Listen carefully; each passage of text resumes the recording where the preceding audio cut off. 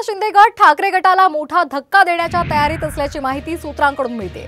पुढील 2 ते 3 नाशिक शहरासह जिल्ह्यातील ठाकरे गटाचे अनेक पदाधिकारी शिंदे गटात प्रवेश करणार असल्याची माहिती मिळते। येत्या 2 ते 3 दिवसांमध्ये मुख्यमंत्री एकनाथ शिंदे नाशिकच्या दौऱ्यावर येणार आहेत। मुख्यमंत्र्यांच्या उपस्थितीमध्ये ठाकरे गटातील पदाधिकाऱ्यांचा शिंदे गटात प्रवेश होणार आहे। ठाकरे गटाचे माजी नगरसेवक, माजी जिल्हा प्रमुख, जिल्हा परिषद सदस्य यांच्यासह अनेक पदाधिकारी शिंदे गटात प्रवेश करणार असल्याची माहिती मिळते।